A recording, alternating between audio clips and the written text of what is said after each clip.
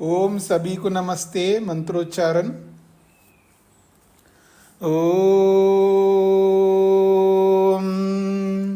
सहनाववतु सहनौ भुनक्तु सह वीर्यं करवावहै तेजस्विनावधीतमस्तु मा विद्विषावहै।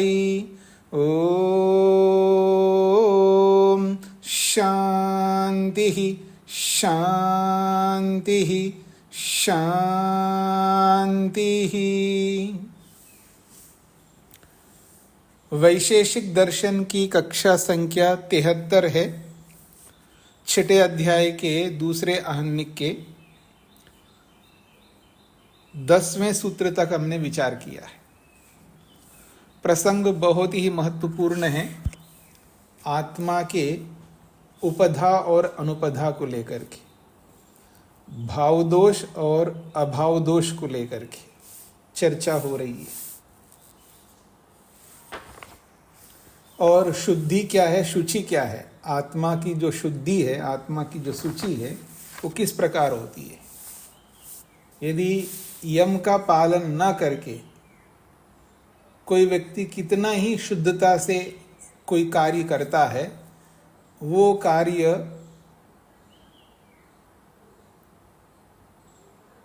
अधर्म ही माना जाएगा। यहाँ की दृष्टि से, शास्त्र की दृष्टि से उसको अशुचि ही माना जाएगा, वो शुचि नहीं माना जाएगा। तो शुचि का अर्थ केवल हम साफ सफाई को नहीं ले रहे हैं, यहाँ पर केवल बाहर की शुद्धि को या अंदर की शुद्धि को नहीं ले रहे हैं। कोई भी कार्य, चाहे धन कमाने का हो, चाहे मकान बनाने का हो, चाहे बच्चे पैदा करने का हो, चाहे कुछ भी कर्म करते हैं, अगर उस कर्म के पीछे यम का पालन नहीं है तो अशुद्ध कर्म माना जाएगा। योग दर्शन की भाषा में अगर मैं कहूं, अविद्या के जो 5 वेदों में जो पहली अविद्या है, अनित्य को नित्य मानना और नित्य को अनित्य मानना, वहां ये भी बताया अशुद्धि को शुद्ध मानना और शुद्ध को अशुद्ध मानना। वही अशुद्धि यहां पर बताई गई है और वही शुद्धि यहां पर बताई है। ये बहुत बड़ी अविद्या है। व्यक्ति अशुद्ध को शुद्ध माना है।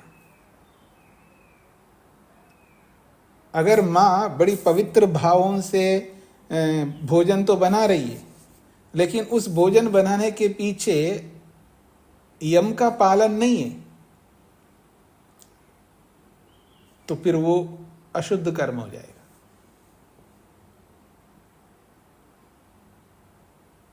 इसलिए हमारे उस कर्म के पीछे यम का पालन का होना बेहद जरूरी है। किसी कारण से अगर स्नान नहीं किया, कारण कोई भी हो सकता है, और भोजन बना लिया, लेकिन उसके पीछे यम का पालन है, तो वो शुद्ध है।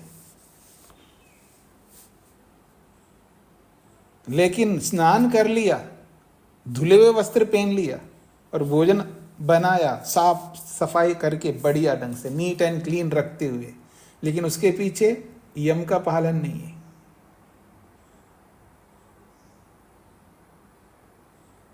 तो फिर वो अशुद्ध कर्म हो जाएगा। यहाँ जो बातें कही जा रही है, इसको समझना है हम सबको। यदि ये बातें समझ में आ जाएंगे तो शायद हम ईश्वर के कुछ और निकट पहुंच जाएंगे। आइए आगे बढ़ते हैं। पृष्ठ संख्या जो है 213 है। पिछले सूत्र में सुखाद राग कहा है, सुख से राग उत्पन्न होता है, उसके विपरीत दुख से द्वेष उत्पन्न होता है। 11वें सूत्र में 213 पृष्ठ संख्या में तन्मयाच्च, तन्मयात च तत्शब्देन रागो गृह्यते। सूत्र में जो तत्शब्द आया है, इससे राग को लिया गया है। यानी 10वें सूत्र में जो राग बताया है, उसी राग को यहाँ तत् शब्द से लिया जा रहा है। तत् का मतलब राग। तो तन्मयात का मतलब है रागमयात, रागमय होकर के, राग से ओतप्रोत होकर के, उसका मन, उसकी वाणी, उसका शरीर राग से ओतप्रोत है, इसको कहते रागमय, राग में डूबा हुआ है। विषय सुख नाशे, विषय सुख साधन नाशे अपि, विषय सुख का नाश हो गया, अर्थात विषय सुख जो ले रहे थे वो सुख अब समाप्त हो गया, सुख तो हट गया, क्योंकि विषयों का सुख तो क्षणिक है, थोड़ी देर के लिए होता है। तो विषय सुख जब समाप्त हो गया हो, विषय सुख का नाश हो गया, नाश का मतलब समाप्त हो जाना, अब सुख नहीं मिल रहा है, अथवा विषय सुख साधन नाशे अपि, उस विषय सुख को देने वाला जो भी साधन है वो भी नहीं रहा। हाँ जी, रसगुल्ला खा रहा है आदमी और उस खाने से सुख मिल रहा है, खाने से सुख मिल रहा है। अब एक रसगुल्ला खाए तो सुख तो मिलेगा, दो खाया तो भी सुख मिलेगा, तीन खाया तो भी सुख मिलेगा, अब चौथे में सुख कम होता जाएगा, 10वें रसगुल्ले में तो और कम हो जाएगा, 15वें रसगुल्ले में तो सुख ही नहीं आएगा। तो विषय सुख का नाश हो गया। विषय सुख का नाश क्या है? रसगुल्ला भी समाप्त हो गया, दोनों बात हो गई, विषय सुख का नाश होना और विषय सुख का साधन का नाश होना। पर तद विषय को रागो अवतिष्ठते, फिर उस रसगुल्ले से मिलने वाले जो सुख है उस सुख के प्रति राग तो समाप्त नहीं होता है। मतलब 2-3 खा लिया तो सुख तो मिलेगा ही है, लेकिन 10-15 खा लिया आदमी, 15 के खाने पर सुख नहीं मिल रहा है, सुख का नाश हो गया, फिर भी उस सुख के प्रति राग बना रहता है। और 2-4 खाता अच्छा होता, लेकिन समाप्त हो गए, क्या करूं? 2-4 और रसगुल्ले खा लेता, लेकिन समाप्त हो गए, क्या करूं? तो सुख का साधन जो है रसगुल्ला वो भी नष्ट हो गया, अर्थात वो भी नहीं रहा। पर उस विषय का राग तो बना रहेगा।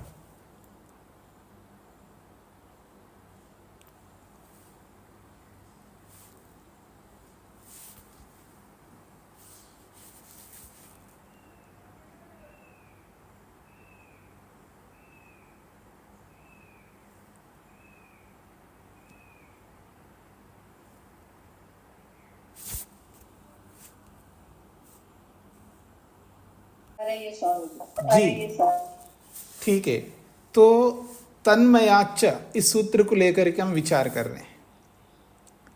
तो जो विषय सुख है वो समाप्त हो गया है, और विषय सुख को देने वाला जो साधन है वो समाप्त हो गया है। पर तद विषय का राग अवतिष्ठते, पर उस विषय का राग बना रहता है, और इसी से हम सब लोग झूंझ रहे हैं, इसी में फंसे हुए हैं। मोटी बात कहूं तो इससे बाहर नहीं निकल पा रहा है व्यक्ति।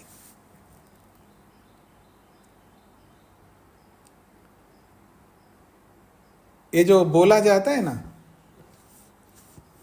किसी आदमी को क्या का, ये जो कहावत होते हैं ना वो मेरे को समझ में नहीं आते, कम आते हैं। किसी को लाठी से मारा है, लाठी तो टूट गए लेकिन इसकी एक एड़ी नहीं गए, ऐसा कुछ बोलते हैं, क्या बोलते हैं? कौन बताएंगे? हाँ, मर गया और लाठी पे नहीं, वो नहीं। वेद प्रिया जी क्या बताएंगे? रस्सी जल गई पर बल नहीं गया। हाँ, रस्सी जल गए पर इसका अहम नहीं गया या बल नहीं गया, जो भी कहते हैं। रस्सी तो जल गई इसकी, मतलब इसको चारों ओर से घेर तो लिया है, चुंगल में आए, लेकिन इसकी हेकड़ी नहीं गई, मतलब उसका जो ईगो है वो गया नहीं अभी।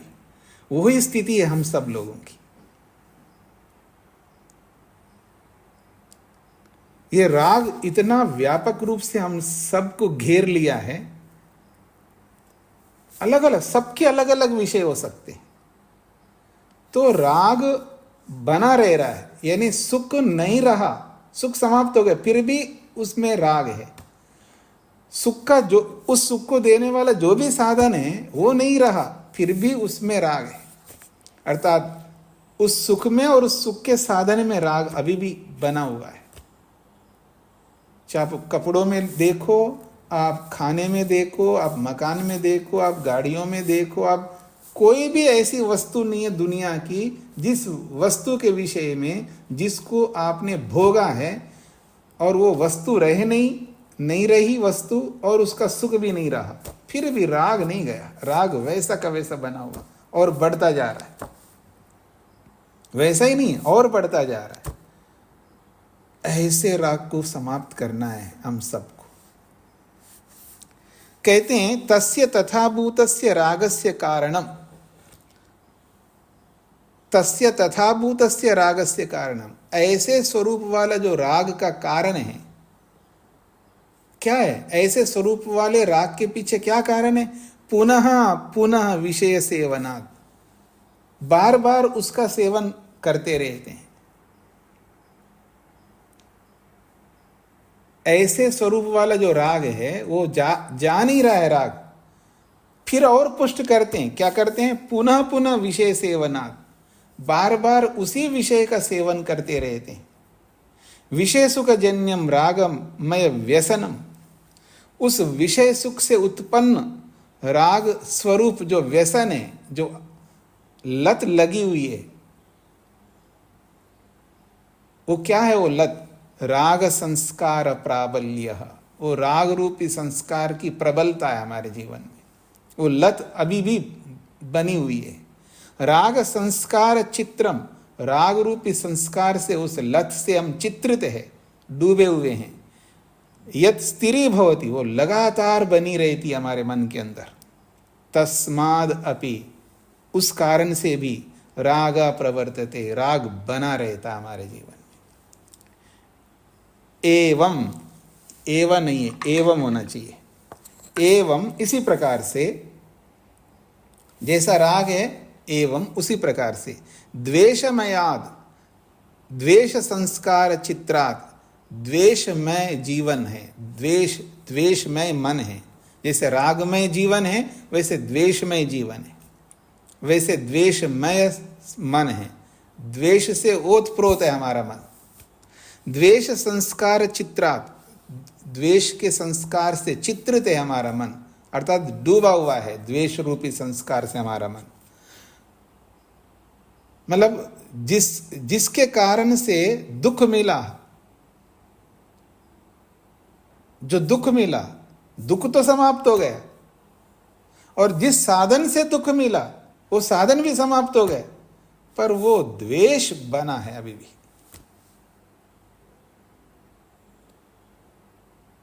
मर गई सास, मर गई है, बहुत पहले मर गई है लेकिन उस सास को याद करके कितना द्वेष होता है। सास मर गई हो, बहू मर गई हो, या जो कोई भी हमारे निकट का आदमी वो नहीं रहे, फिर भी उससे संबंधित द्वेष तो बना हुआ रहता है। तो ऐसे ही जिस वस्तु से हमको द्वेष, दुख मिला है, या जो भी दुख है, दुख के प्रति और दुख को देने वाले साधन के प्रति द्वेष बना रहता है। दुख समाप्त हो गया, दुख देने वाली वस्तु समाप्त हो गई, लेकिन द्वेष भी फिर भी बना हुआ है। वो द्वेष नहीं जाता, वो लत है। यही हमारा जीवन है। इन दो चीजों में हम डूबे हुए। तीसरी एक और है जिसको हम मोह कहते हैं, वो एक अलग बात है। तो राग और द्वेष, इनसे तन्मयाच्च, तन्मय होने से, राग में तन्मय है और द्वेष में तन्मय है, या और बोलूं तो मोह में तन्मय। ये तीन चीजों में हम घूमते रहते हैं,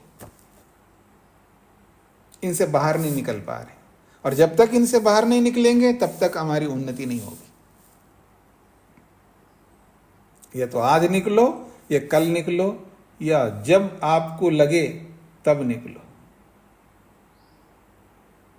पर ऐसी स्थिति मत लाना है कि रस्सी तो जल गई लेकिन हेकड़ी नहीं गई। वो वाली स्थिति में रहेंगे ना, और ज्यादा हानिकारक है। हाँ जी, आगे बढ़ रहा हूं जी मैं।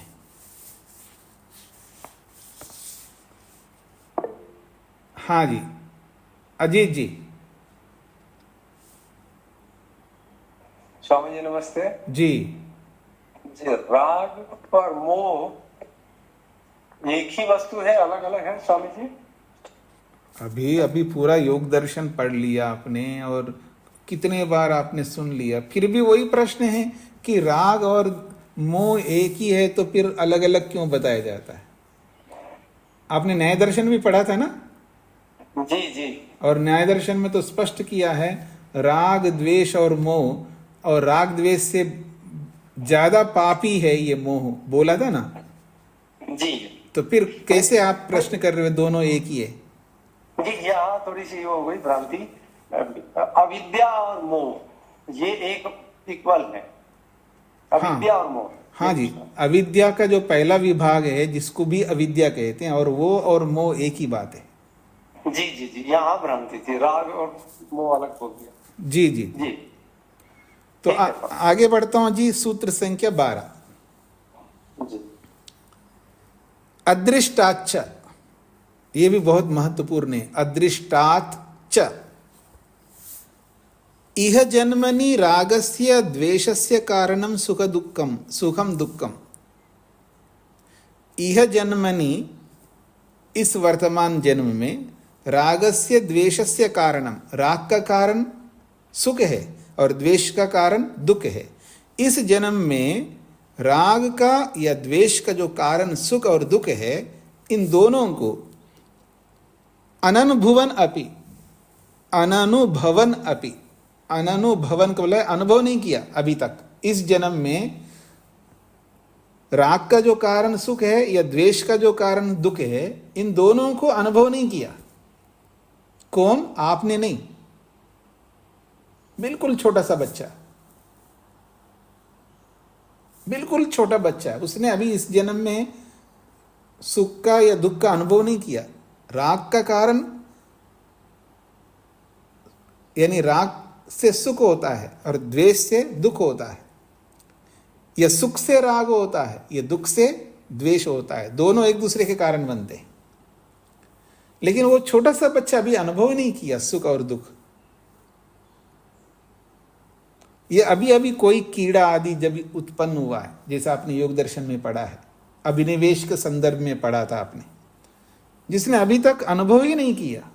तो ऐसे ही यह जन्मनि, इस जन्म में राग के द्वेष के जो कारण सुख और दुख है, इन दोनों को अननुभवन अपि, अनुभव न करने पर भी, यो रागो द्वेषो वा तत्र प्रवर्तते, फिर भी वह राग प्रवृत्त होता है, फिर भी वह द्वेष प्रवृत्त होता है। अभी तक उसने सुख का दुख का अनुभव ही नहीं किया। सुख का अनुभव करेंगे तभी तो राग होगा, दुख का अनुभव करेंगे तभी तो राग द्वेष होगा।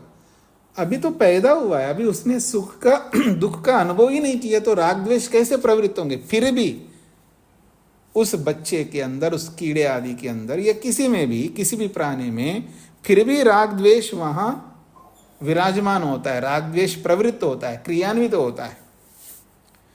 उसके पीछे क्या कारण है? तो बताया जा रहा है तस्य कारणम खलु अदृष्टम, उस राग और द्वेष के पीछे कारण है अदृष्ट। अदृष्ट क्या होता है? धर्माधर्म जो हम इकट्ठा करते रहते हैं। उमा जी, कितने क्विंटल है आपके पास अदृष्ट? कितने क्विंटल है आपके पास में अदृष्ट? क्विंटलों में है हमारे पास में, जिसको नाप नहीं सकते। क्विंटल तो ऐसे बोल दिया, हम नाप नहीं सकते, इतना भरा हुआ है हमारे पास अदृष्ट। और उसी अदृष्टि के कारण से जो इस जन्म में उसने न सुख का अनुभव किया न दुख का अनुभव किया, फिर भी उस व्यक्ति को राग होता है और द्वेष होता है। उसके पीछे कारण अदृष्ट है। पूर्व जन्म अनुभूत सुखम दुखम, क्योंकि इस जन्म में अनुभव नहीं किया, कोई बात नहीं, इस जन्म में अभी तो सुख का दुख का अनुभव नहीं किया, लेकिन वो अदृष्ट कारण है। वो अदृष्ट बना कैसे? पूर्व जन्म अनुभूत सुखम दुखम, पूर्व जन्म में सुख का भी अनुभव किया, दुख का भी अनुभव किया, उसी से तो अदृष्ट बनता है। यद्वा अथवा दूसरा कारण बता रहे हैं। एक तो अदृष्ट कारण है, यद्वा कह करके दूसरा कारण भी बताया जा रहा है। नैजिक स्वभाव कारणम अस्ति, आत्मा का निज स्वभाव है, आत्मा का अपना स्वभाव है कि सुख में उसकी प्रवृत्ति होती है और दुख में उसकी निवृत्ति होती है। ये तो आत्मा का स्वभाव है। जहां भी सुख दिखाई देगा उसमें प्रवृत्त होना ही है, ये आत्मा का स्वभाव है। और जहां भी दुख दिखाई दे तो द्वेष होना ही है। इसलिए अभी अभी पैदा हुआ कीड़ा है, उसके सामने भी अगर डंडा रख दो ना, वो पीछे भागता है, डरता है वो।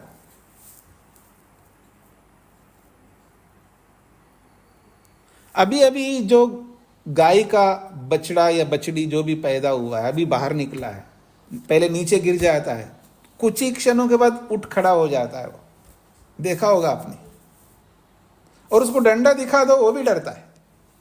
अरे उसने अनुभव ही नहीं किया डंडा का मतलब क्या होता है। दुख को उसने अनुभव नहीं किया, फिर भी क्यों डर रहा है, क्यों द्वेष हो रहा है उस डंडे से। डंडे से द्वेष कहो या डंडे से अभिनिवेश कहो, यह प्रस्तुतिकरण में अंतर है।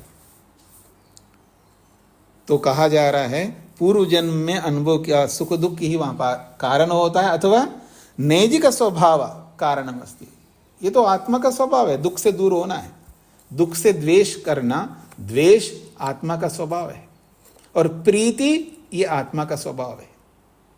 इसलिए आत्मा के 24 गुणों में प्रीति भी लिखा है, प्रेम और द्वेष भी लिखा है। पढ़ना, आप दोहराते रहे ना आत्मा के 24 गुणों को, जो सत्यार्थ प्रकाश में पढ़े हैं आप। प्रीति रखना, प्रेम, प्रेम आत्मा का स्वभाव है, उसका निज स्वभाव है। और द्वेष भी आत्मा का स्वभाव है। ये द्वेष अविद्याजन्य नहीं है, ये प्रेम अविद्याजन्य नहीं है, ये आत्मा का स्वभाव है। अविद्याजन्य, अविद्या से उत्पन्न होने वाला अलग है। जैसे अभी जो है, अभी जो आपको द्वेष होता है वो अविद्या वाला है। अभी जो आपको द्वेष होता है वो अविद्या वाला है। अभी जो आपको राग होता है वो अविद्या वाला है। लेकिन जो योगी है, जिसके पास अविद्या ही नहीं होती है, उसको भी प्रेम होता है, उसको भी द्वेष होता है। सुख में उसको प्रेम होता है और दुख में उसको द्वेष होता है। वो अविद्याजन्य नहीं है, वो उसका स्वभाव है। दोनों का अंतर समझ लीजिएगा आप लोग। इसलिए कभी कोई द्वेष कर रहा है तो ये मत समझना कि अविद्या के कारण से द्वेष कर रहा है। पहले इन्वेस्टिगेट करो। जब आपको ये पता लग जाए उस इन्वेस्टिगेशन में, उस खोज में, कि हाँ ये वास्तव में अविद्या के कारण से द्वेष किया, उसने ये विद्या के कारण से द्वेष किया है।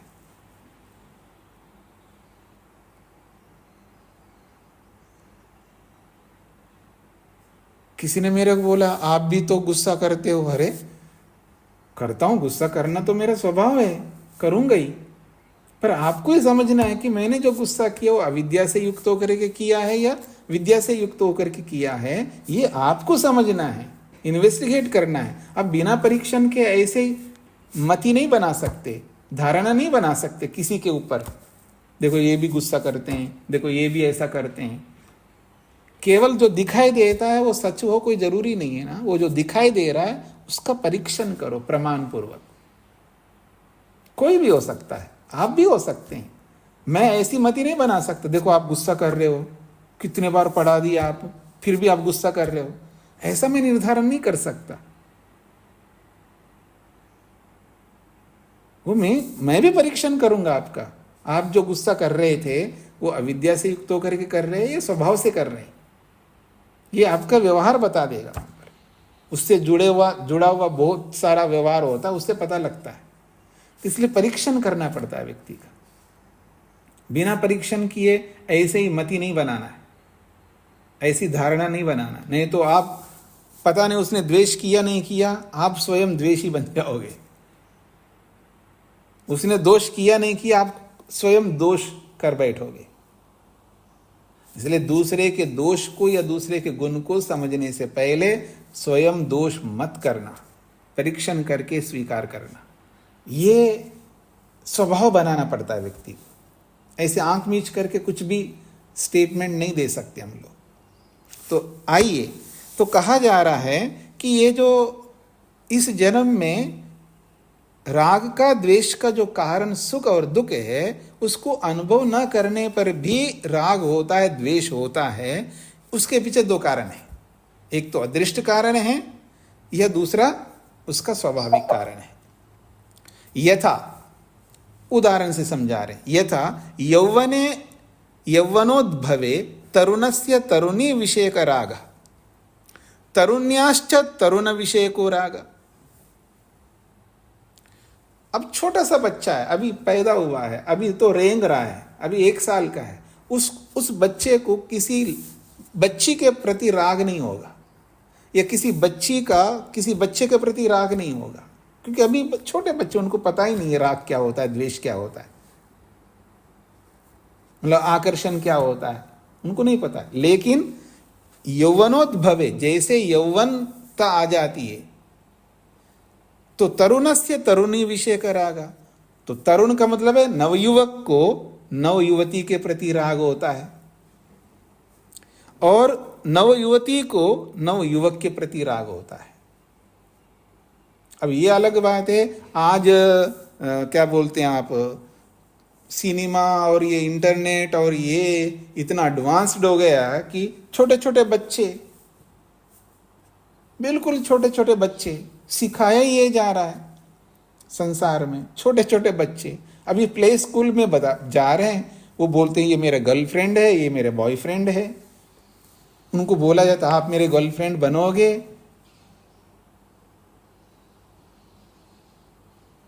बड़े लोग भी छोटे बच्चों को बोलते हैं ऐसे। शिक्षा का स्वरूप कितना बदल गया देखिएगा।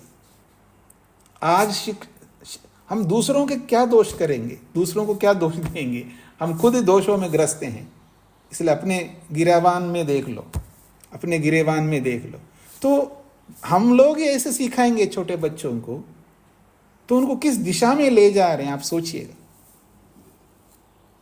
उस छोटे से बच्चे को, हमने तो सुना है कि जो आप में से जो बुजुर्ग लोग हैं, बच्चों की शादियां करते हैं, उनको पता नहीं है कि क्या बोलते हैं आप लोग, फर्स्ट नाइट जो बोलते हैं, उनको बताते हैं कि क्या करना है, कैसे करना है, क्या करना है, गर्भाधान कैसे करना, उनको सिखाया जाता है। आज तो किसी को सिखाने की जरूरत ही नहीं।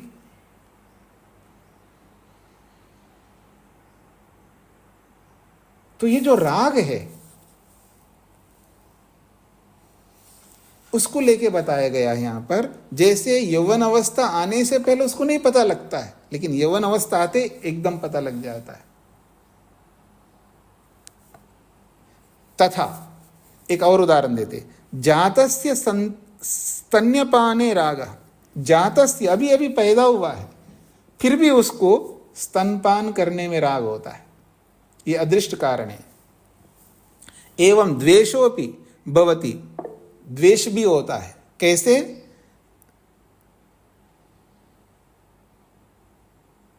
असर्प दष्टे अपि सर्पा द्वेष, कभी सांप ने उसको काटा ही नहीं है,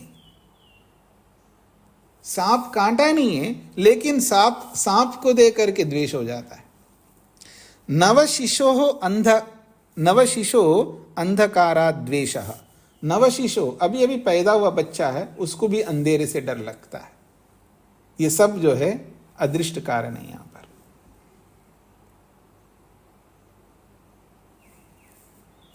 हाँ जी, शकुंतला जी।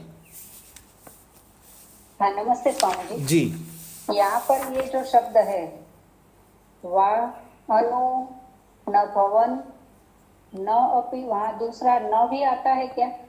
हाँ जी, वा के बाद में एक अकार आता है, तो अकार के लिए उन्होंने एस जैसे चिन्ह किया, तो अननुभवन, अननुभवन अपि। अच्छा, अननुभवन के बाद में न आता हाँ जी, है, वो नहीं आता है, वो संधियां हैं यहाँ, कई संधियां हैं यहाँ पर। तो संधि के कारण? हाँ, वो संधि के कारण से। हाँ जी, ठीक, संधि के कारण से, 2 नकार जो है वो संधि के कारण से। जी, ठीक। आगे बढ़ता हूं जी मैं। 13वां सूत्र, एक और बात कही जा रही है, राग के बहुत सारे कारण बताए, यहां पर एक और कारण बताया जा रहा है। युधिष्ठिर जी को क्या कहना है? स्वामी जी नमस्ते। जी स्वामी जी, योगी के पास तो राग और द्वेष होता है, और वो भी आत्मा है, और हम पर भी राग और द्वेष होता है, तो वो कैसे कन्वर्ट करता है कि उसे राग और द्वेष नहीं है? किसको? योगी जब सुख के प्रति राग और रखता है, दुख के प्रति द्वेष रखता है।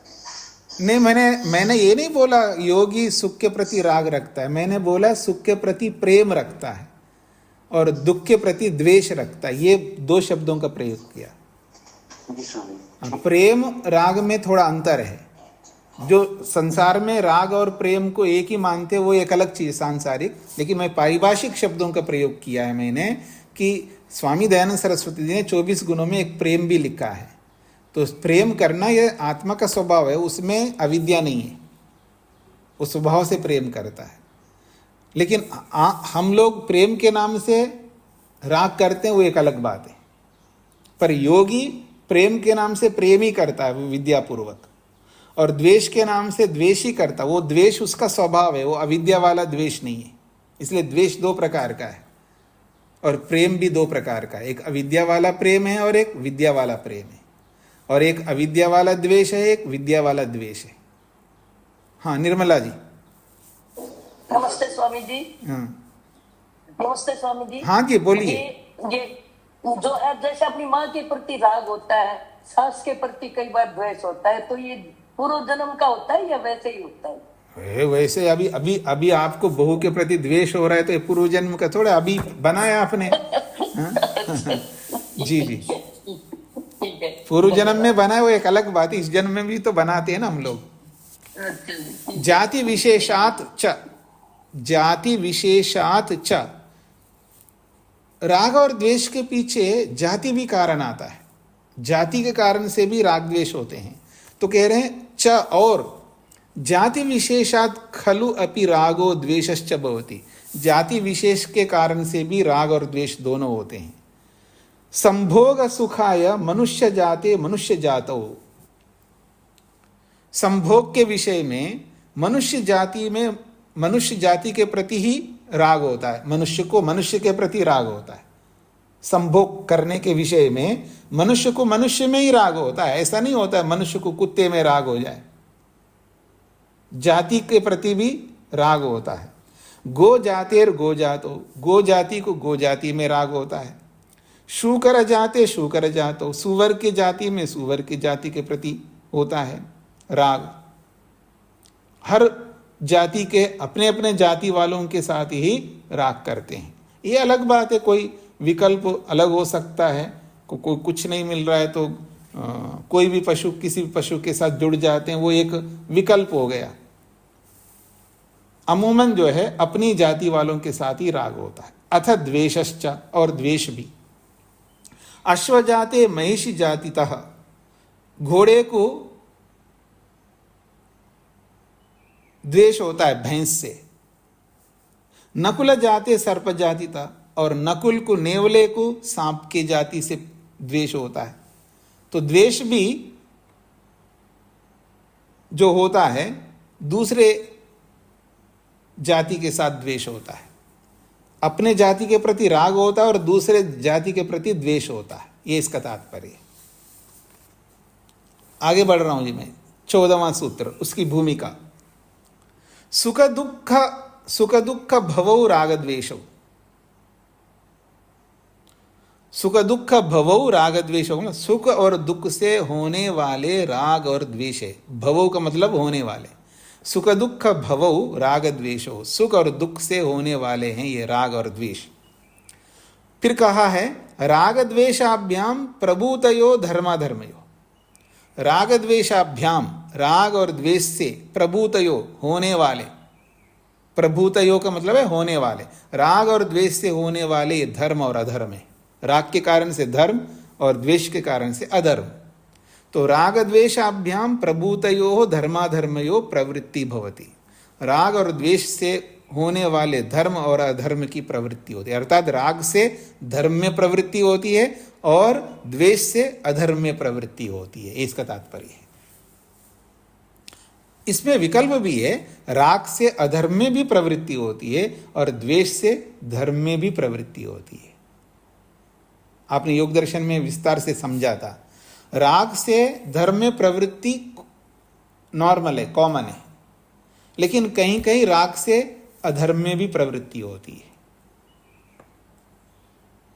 उदाहरण, अब आजकल का जमाना है जी, शादीशुदा है, बच्चे भी हैं, उसको छोड़ करके फिर किसी के साथ चले जाते हैं आजकल, और किसी के साथ चले जाते हैं तो फिर वहां पर राग है, और राग के कारण से जिसके साथ चले जाते नहीं, वो उसको पहले मारो नहीं तो वो परेशान करेगा, तो वो मार देंगे वो। तो राग के कारण से प्रवृत्ति होती है ना अधर्म से।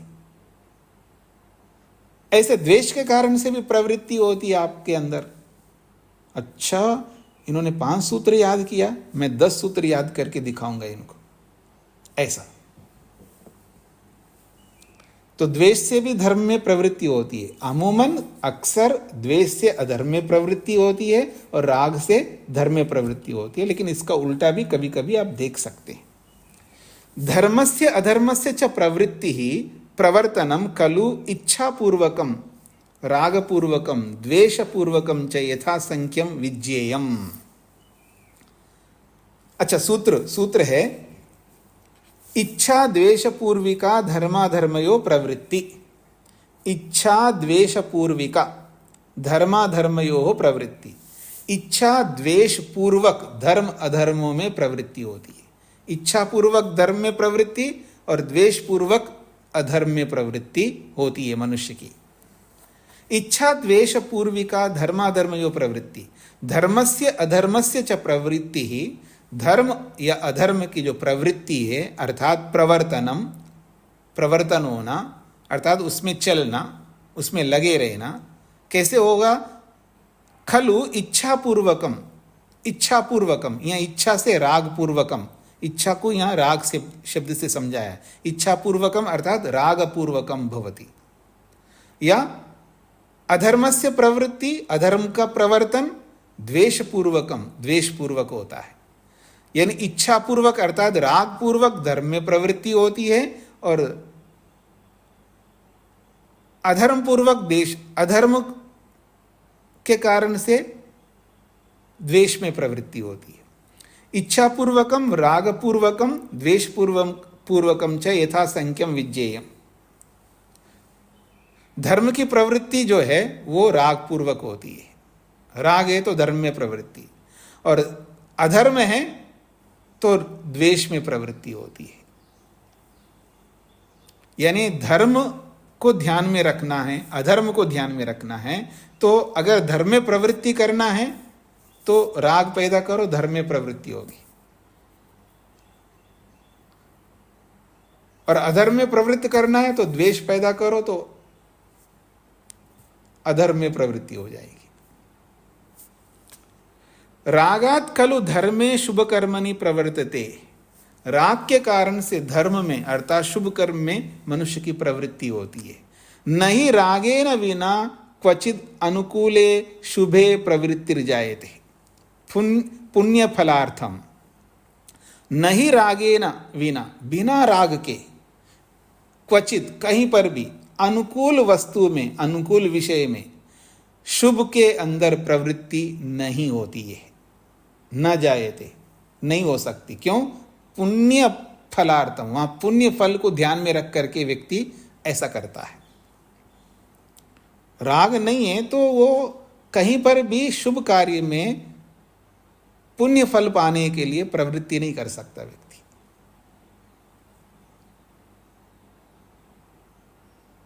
ध्यान करने की इच्छा नहीं होती है, स्वाध्याय करने की इच्छा नहीं होती है, हवन करने की इच्छा नहीं होती है। नहीं होगी, क्यों होगी? जब तक अधर्म में इच्छा है तो इसमें इच्छा नहीं होगी। तो फिर क्या करो? इसमें राग पैदा करो। जब आपको यज्ञ करने की इच्छा नहीं हो रही तो राग पैदा करो यज्ञ में, तो आप यज्ञ कर लोगे। स्वाध्याय में इच्छा नहीं हो रही है, स्वाध्याय के प्रति राग उत्पन्न करो, इच्छा हो जाएगी। अब आप इसे फिर पूछने लगेंगे कि इच्छा कैसे पैदा करें जी। अब आप सबको पता है, इसको क्या बताना है, इच्छा कैसे पैदा होती है। वो आप सबको पता है, हर चीज मैं बताऊंगा तो फिर आप मेहनत क्या करोगे। यही तो समस्या, हर चीज बताया जाता है इसलिए तो आप मेहनत नहीं करते हैं।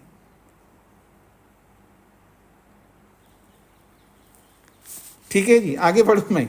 न च द्वेषेन विना अधर्मम अशुभम कर्म आचरति। बिना द्वेष के व्यक्ति अधर्म अशुभ कर्म नहीं कर सकता व्यक्ति। बिना द्वेष के अधर्म अशुभ कर्म कभी नहीं करता व्यक्ति। बिना राग के कभी शुभ कर्म नहीं करता व्यक्ति। ये एक सामान्य नियम बताया गया है। अक्सर 99% ऐसा ही होता है व्यक्ति के जीवन में।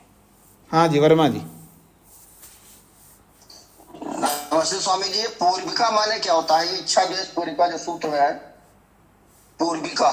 हाँ जी, पूर्विका मतलब पूर्वक।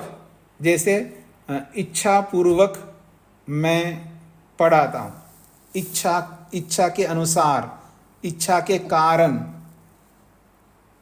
ये पूर्वक का मतलब है इच्छा के कारण, इच्छा से, इच्छा के कारण ही तो मैं पढ़ रहा हूँ, इच्छा से ही तो आ रहा हूँ। तो उस से को बताने के लिए, के कारण को बताने के लिए पूर्वक शब्द आता है। तो स्त्रीलिंग में पूर्विका शब्द।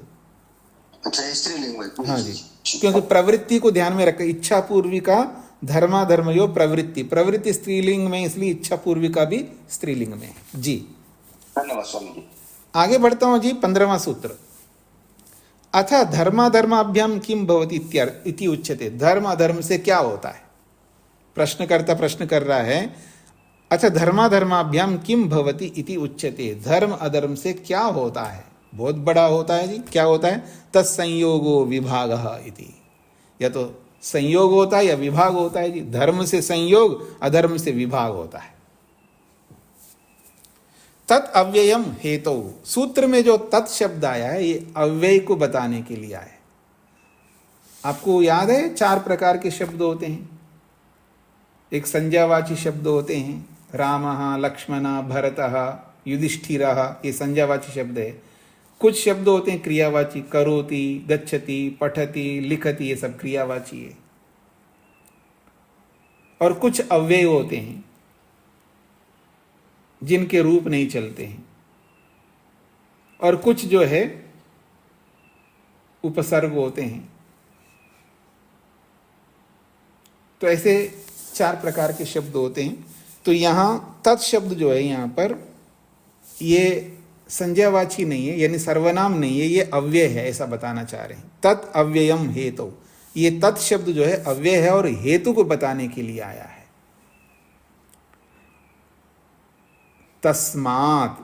अब ये तत् शब्द क्या बता रहा है? हेतु को बता रहा है। तस्मात्, इसीलिए, इस कारण से, इस हेतु से, खलु धर्माधर्म आचरणात्, इस कारण से। किस कारण से? धर्म या अधर्म का आचरण करने से। संयोग विभाग। आत्मनो धर्माधर्म कर्म कर्तु शरीरेण सह संयोग जन्म देहधारणम।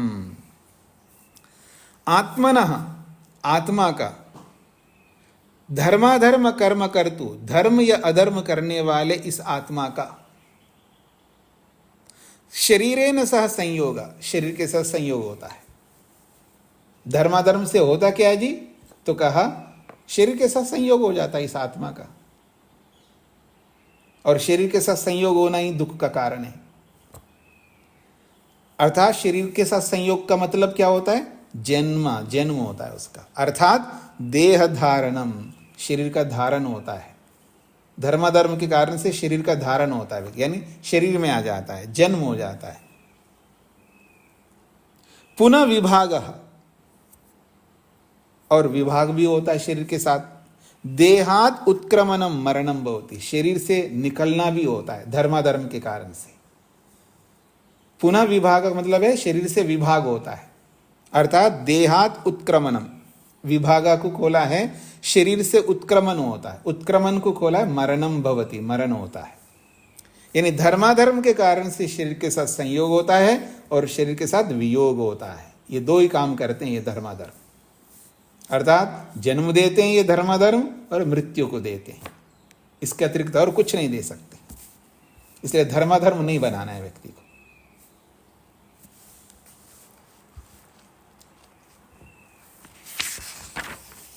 आगे बढ़ रहा हूं जी।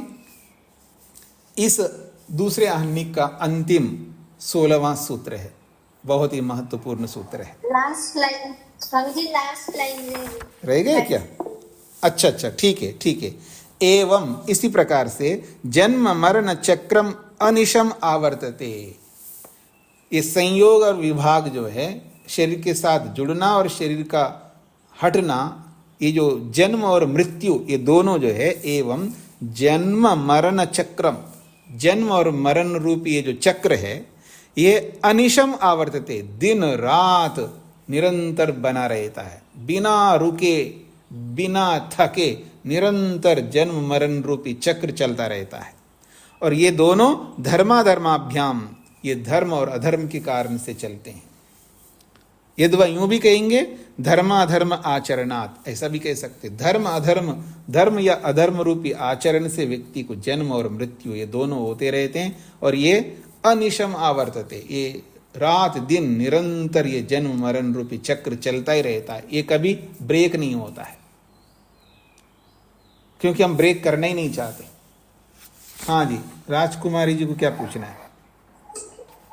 मुझे चले जी नमस्ते। ये खलु शब्द का शाब्दिक अर्थ मैं बार बोल रही हूँ। खलु निश्चित रूप से, खलु शब्द का अर्थ है निश्चित रूप से। राजगोपाल जी। नमस्ते। यहाँ पर अनिशम यदि शब्द का प्रयोग होता है तो इसका अर्थ भी वही होता है। अनिशम, अनिशम का मतलब है रात दिन। अहर निशम भी बोलते, अहर निशम। जी। अहर निशम का मतलब है रात दिन। और यहां पर लिखा है उन्होंने अनिशम, अनिशम, इसका अर्थ भी वही होता है।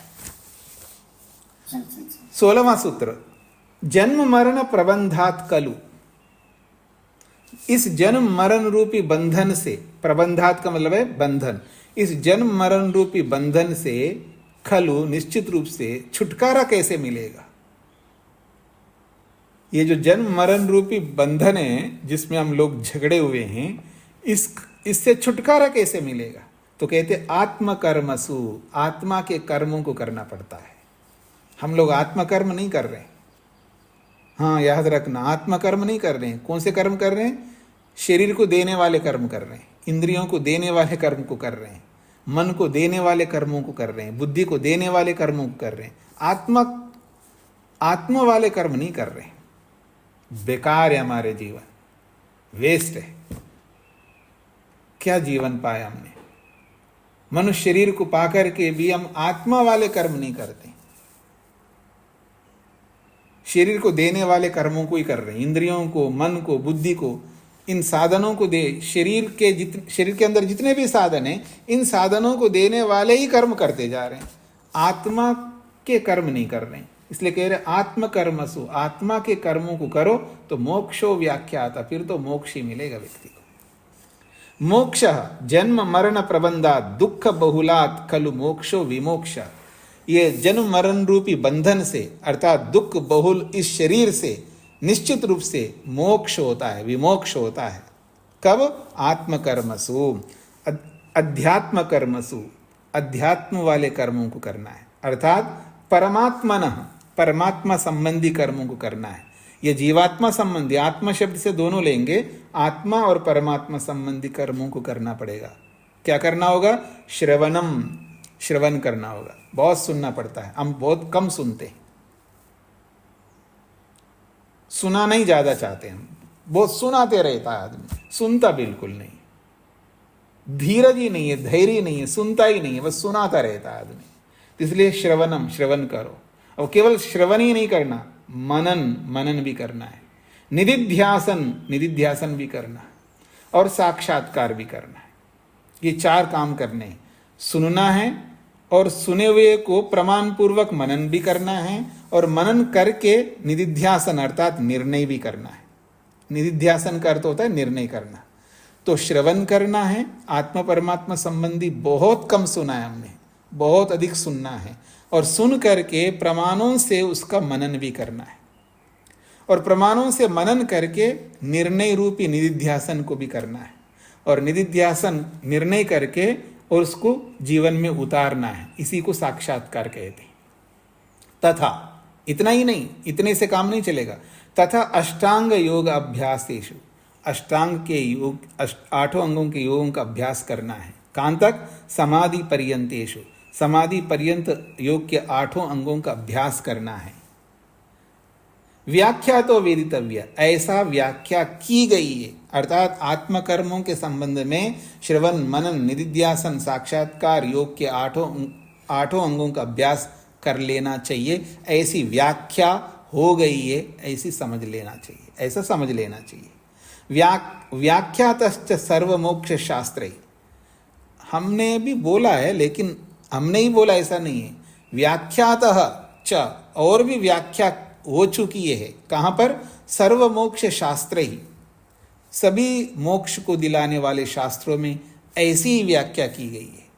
कैसे? जैसे कि तमेव विदित्वा अतिमृत्युमेति, उस परमात्मा को जान करके ही व्यक्ति मृत्यु से तर सकता है, इसलिए आत्मकर्म करने होंगे। ये यजुर्वेद का प्रमाण है। फिर कहा अध्यात्म योग अधिगमेन मत्वा धीरो अर्ष शोकौ जहाति। अध्यात्म योगम नहीं, अध्यात्म योगाधिगमेन, अध्यात्म योग की प्राप्ति से, अध्यात्म योग की प्राप्ति का मतलब है आत्म परमात्मा की प्राप्ति से, आत्म परमात्मा को जान लेने से, समझ लेने से, मत्वा उनके बारे में मनन करके, साक्षात्कार करके, श्रवण मनन निधिध्यासन और साक्षात्कार रूपी अध्यात्म योग को अपना करके धीरः, धैर्यवान व्यक्ति हर्ष शोको जहाति, हर्ष और शोक को त्याग कर देता है, अर्थात सुख दुख को छोड़ देता है। अब सांसारिक सुख दुखों को त्याग कर देता है व्यक्ति, और न वो सुखी होता है इनकी प्राप्ति में, और अप्राप्ति में न दुखी होता है। फिर कहा है यम नियमाभ्याम आत्म संस्कार, यम और नियमों का अभ्यास करके आत्मा को सुसंस्कृत करना पड़ता है, आत्मा को पवित्र करना पड़ता है। आत्मा को पवित्र करने के बाद मन को पवित्र करना पड़ता है। योगाच्च अध्यात्म विद्युपाय, और योग से अध्यात्म को प्राप्त करने की जितने भी विधियां हैं, उन उपायों को अपनाना पड़ता है। तब जाकर के व्यक्ति जन्म मरण रूपी बंधन से छूट सकता है। इतना आसान नहीं है, जन्म मरण रूपी बंधन से छूटना इतना आसान नहीं है।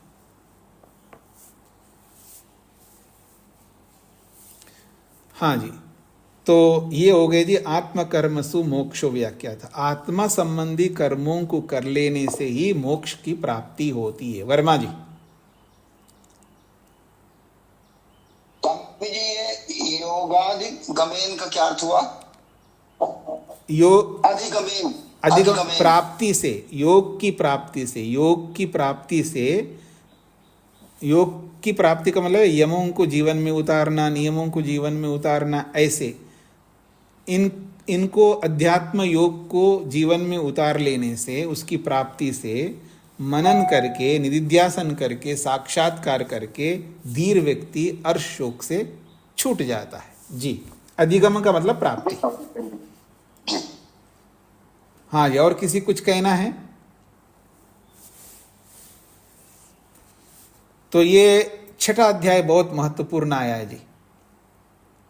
इसका बार बार मनन चिंतन करिए, इसको याद रखिएगा। पहले आनिक में, दूसरे आनिक में बहुत ही महत्वपूर्ण बातें कही गई है। तो इसको, हाँ जी शकुंतला जी। हाँ, नमस्ते स्वामी जी। जी, मैं ये जानना चाहती थी कि योग दर्शन में महर्षि पतंजलि जी ने ये अष्टांग योग दिया है, और श्रवण मनन निधिध्यासन आदि की भी बात की है जी। तो यहाँ ऐसा लगता है कि इन्होंने भी वही बातें स्वीकृत की हैं। हाँ जी, ऋषि लोग तो सभी वही बातें स्वीकार करते हैं, केवल बताने का ढंग अलग होता है, प्रस्तुतिकरण अलग होता है, बातें वही होती हैं। जी ठीक। जी हाँ जी, बस यही चाहिए। जी। ओम शांति शांति शांति।